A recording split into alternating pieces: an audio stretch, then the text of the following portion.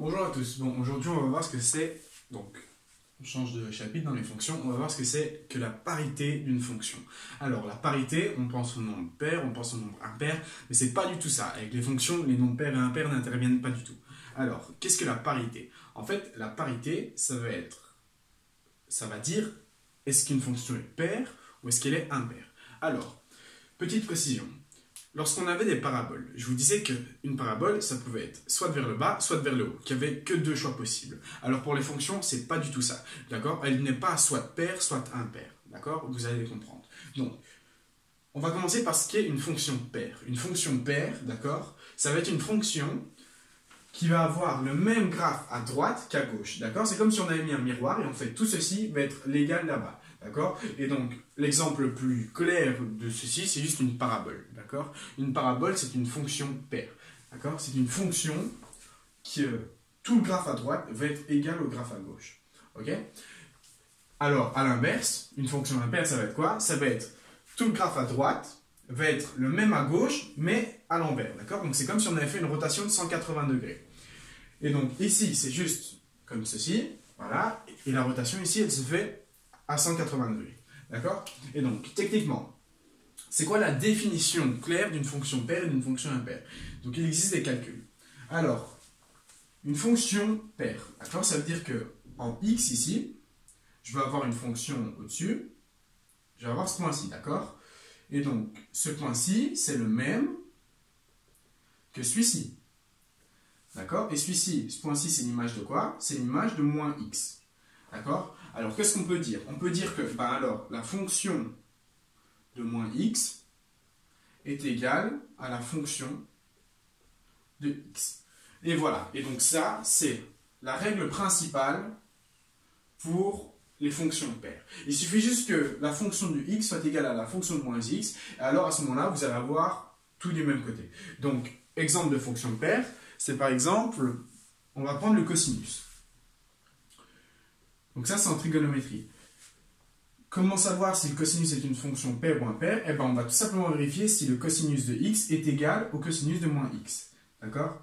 Et alors, si vous vous souvenez bien, cosinus de x est égal au cosinus de moins x, d'accord? J'ai fait une séquence sur la trigonométrie, il suffit d'aller la revoir, d'accord? Et donc, si cos de x est égal à cos de moins x, ça veut dire que la fonction de x est égale à la fonction de moins x, donc le cosinus est une fonction paire. Voilà.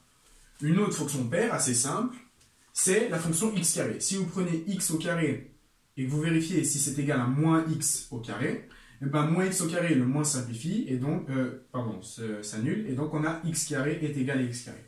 D'accord? Donc la fonction x carré, c'est ce que je viens de montrer ici, c'est aussi une fonction paire.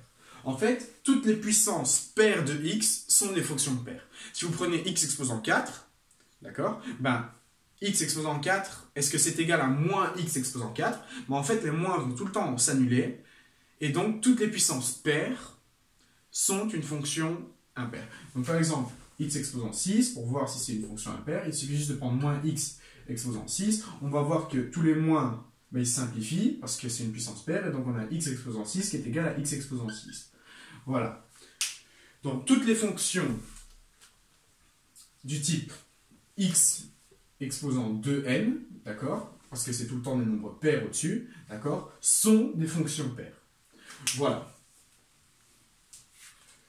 Donc, la définition d'une fonction paire, c'est f de moins x qui est égal à f de x. Okay? Maintenant, on va voir à notre schéma suivant.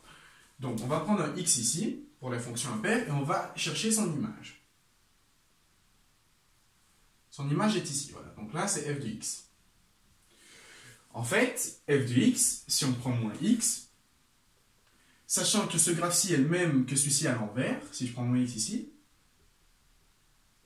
je vais avoir f de moins x ici.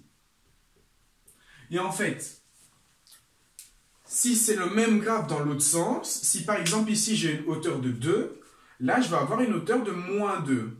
D'accord? Si j'ai une hauteur de 3, ici une hauteur de moins 3. Parce que c'est la même distance, mais soit en haut, soit en dessous. D'accord? Alors, qu'est-ce qu'on peut en déduire? On peut en déduire que, alors, la fonction de x, d'accord, c'est égal à moins la fonction de moins x.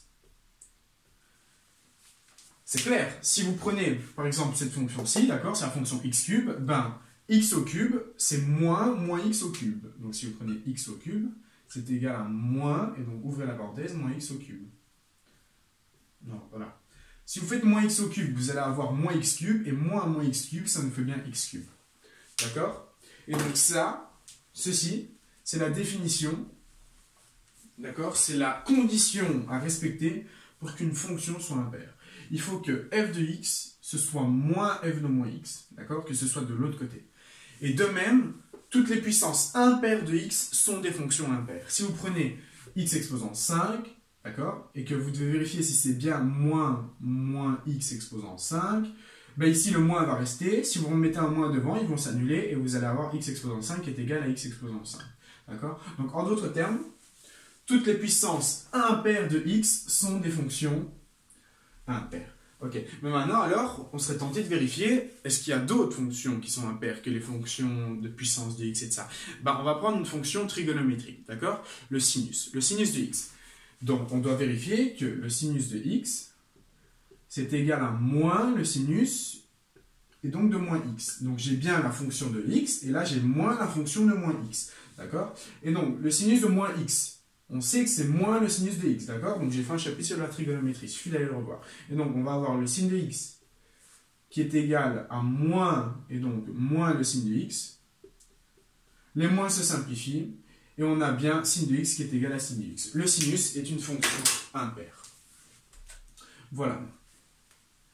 Alors comme je vais le répéter encore et encore, toutes les fonctions ne sont pas soit paires, soit impaires. Si par exemple je prends une parabole x carré plus 3x plus 2, d'accord, on va dire que ma parabole va faire comme ceci, et bien alors à ce moment-là, le graphe à droite n'est pas le même que le graphe à gauche. D'accord? Donc, une parabole en soi n'est pas toujours paire.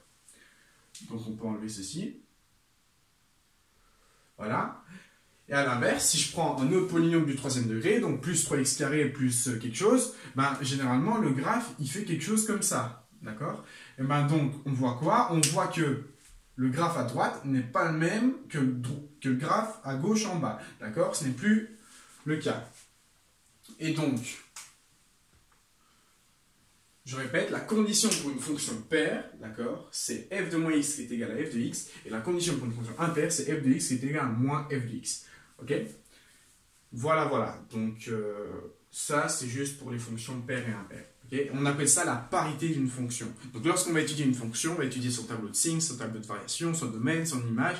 On va étudier sa parité, voir s'il est paire ou impair. Et lorsqu'elle n'a pas de parité, on ne mettra rien. On mettra une barre dans la case. Bon, voilà, je vous remercie de votre attention et c'est tout ce qui concerne la parité des fonctions. Tout ce qu'il y a à savoir.